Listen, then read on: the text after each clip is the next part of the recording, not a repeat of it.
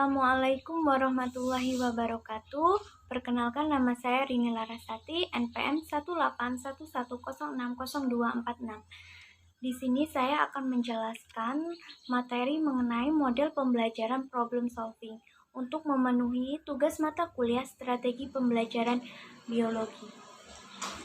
Adapun materi yang akan saya bahas yaitu tentang pengertian model pembelajaran problem solving, ciri-ciri model pembelajaran problem solving, langkah-langkah model pembelajaran problem solving, tujuan model pembelajaran problem solving, dan kelebihan dan kekurangan dari model pembelajaran problem solving. Yang pertama itu ada pengertian dari model pembelajaran problem solving. Nah, model pembelajaran problem solving adalah model yang mengutamakan pemecahan masalah dalam kegiatan belajar untuk memperkuat daya nalar yang digunakan oleh peserta didik agar mendapatkan pemahaman yang lebih mendasar dari materi yang disampaikan. Nah, model pembelajaran problem solving sendiri adalah sebuah metode pembelajaran yang mengharuskan siswa berperan aktif dan mampu berpikir. Nah, karena dalam problem solving ini,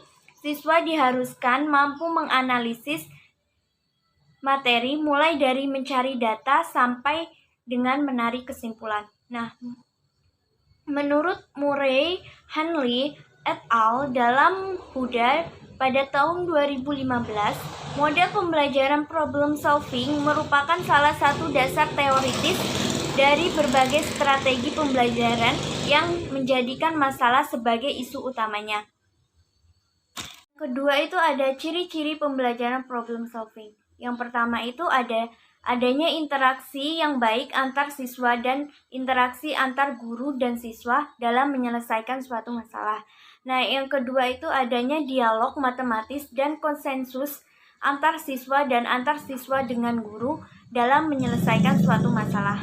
Yang ketiga itu guru menyediakan sebuah informasi yang cukup untuk siswa mengenai masalah yang belum terpecahkan, dan siswa diminta untuk mengklarifikasi, menginterpretasi, dan mencoba mengkonstruksi penyelesaian masalah tersebut. Nah, yang keempat itu guru menerima jawaban antara iya atau tidak, dan tujuannya itu bukan untuk mengevaluasi atau menilai. Nah, yang kelima itu guru membimbing, melatih, dan menanyakan dengan pertanyaan-pertanyaan yang berwawasan dan berbagai solusi dalam proses pemecahan suatu masalah. Nah, selanjutnya itu ada langkah-langkah pembelajaran dalam menggunakan model pembelajaran problem solving. Yang pertama itu menurut Sani pada tahun 2019. Yang pertama, pendidik menjelaskan tujuan pembelajaran. Yang kedua, guru memberikan permasalahan yang perlu dicari solusinya.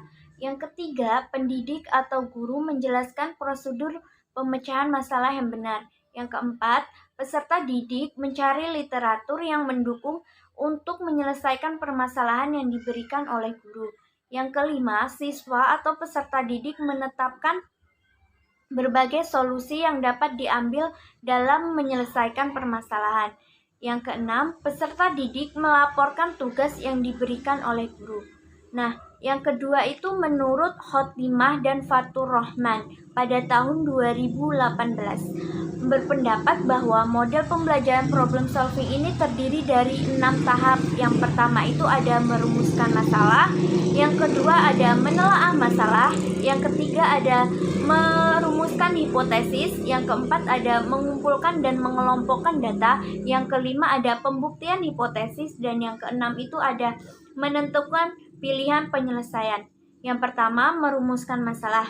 Nah, kemampuan ini diperlukan untuk mengetahui dan merumuskan masalah secara jelas. Yang kedua itu menelaah masalah. Untuk menggunakan model pembelajaran problem solving, menelaah masalah diperlukan agar peserta didik dapat menggunakan pengetahuan untuk merinci dan menganalisis masalah dari berbagai sudut. Yang ketiga itu merumuskan hipotesis. Kemampuan yang diperlukan lainnya adalah berimajinasi dan menghayati ruang lingkup, sebab akibat, dan alternatif penyelesaian.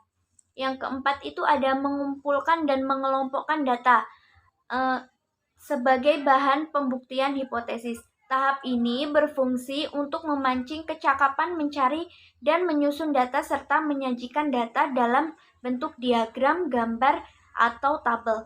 Yang kelima itu ada pembuktian hipotesis, di mana kecakapan menelaah dan membahas data, kecakapan menghubung-hubungkan dan menghitung, serta keterampilan mengambil keputusan dan kesimpulan. Yang keenam itu ada menentukan pilihan penyelesaian. Tahap ini akan membuat peserta didik mampu untuk membuat alternatif penyelesaian serta kecakapan menilai pilihan dengan memperhitungkan akibat yang akan terjadi pada setiap pilihan. Sedangkan yang ketiga itu menurut Wankat dan Oreofont pada tahun 1995 mengemukakan tahap-tahap strategi operasional dalam pemecahan masalah. Yang pertama itu ada I can atau saya mampu atau saya bisa. Tahap ini dapat membangkitkan motivasi dan membangun keyakinan diri siswa. Yang kedua itu define atau mendefinisikan. Tahap ini membuat daftar hal yang diketahui dan tidak diketahui menggunakan gambar grafis untuk memperjelas permasalahan. Yang ketiga itu mengeksplor atau mengeksplorasi. Di sini peserta didik merangsang siswa untuk mengajukan pertanyaan-pertanyaan dan membimbing dalam menganalisis dimensi-dimensi permasalahan yang dihadapi. Yang keempat itu ada plan atau merencanakan. Nah, tahap ini mengembangkan cara berpikir logis siswa untuk menganalisis masalah dan menggunakan flowchart untuk menggambarkan permasalahan yang dihadapi. Yang kelima itu ada do it atau mengerjakan. Tahap ini guru membimbing siswa secara sistematis untuk memperkirakan jawaban yang mungkin untuk memecahkan masalah. Yang keenam check atau mengkoreksi kembali. Di sini guru membimbing siswa untuk mengecek kembali jawaban yang dibuat. Mungkin ada beberapa kesalahan yang dilakukan. Nah, yang ketujuh itu ada generalisasi, di mana guru membimbing siswa untuk mengajukan pertanyaan. Yang selanjutnya yaitu tujuan model pembelajaran problem solving. Yang pertama itu ada peserta didik menjadi terampil dalam menyeleksi informasi yang relevan, kemudian menganalisisnya, dan akhirnya meneliti kembali hasilnya.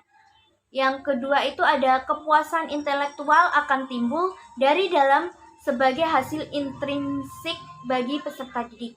Yang ketiga itu ada potensi intelektual peserta didik meningkat. Yang keempat, melatih kemampuan berpikir peserta didik dalam menghadapi suatu masalah.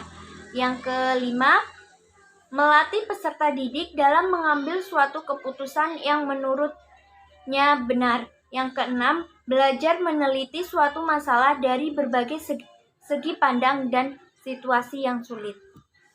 Yang terakhir yaitu kelebihan dan kekurangan model pembelajaran problem solving. Nah, kelebihannya itu membuat peserta didik lebih menghayati pembelajaran berdasarkan kehidupan sehari-hari. Nah, selanjutnya melatih dan membiasakan para peserta didik untuk menghadapi dan memecahkan masalah secara terampil. Yang selanjutnya dapat mengembangkan kemampuan berpikir peserta didik secara kreatif. Nah, yang keempat, peserta didik sudah mulai dilatih untuk memecahkan masalahnya dari semenjak sekolah. Nah, yang kelima, melatih siswa untuk mendesain suatu penemuan. Yang keenam, membuat peserta didik berpikir dan bertindak kreatif. Yang ketujuh, memecahkan masalah yang dihadapi secara realistis atau sesuai dengan kehidupan nyata. Yang kedelapan, mengidentifikasi dan melakukan penyelidikan. Adapun kekurangannya yaitu yang pertama, manakala siswa tidak memiliki minat atau tidak mempunyai kepercayaan bahwa masalah yang dipelajari itu sulit untuk dipecahkan, maka mereka merasa enggan untuk mencobanya. Nah, yang kedua, keberhasilan strategi pembelajaran melalui problem solving ini membutuhkan cukup waktu dalam mempersiapannya. Yang ketiga, tanpa adanya pemahaman mengapa mereka berusaha untuk memecahkan masalah yang sedang dipelajari, maka mereka tidak akan belajar apa yang mereka ingin pelajari. Terima kasih. Itu itu saja materi yang dapat saya sampaikan. Lebih kurangnya saya mohon maaf. Wassalamualaikum warahmatullahi wabarakatuh.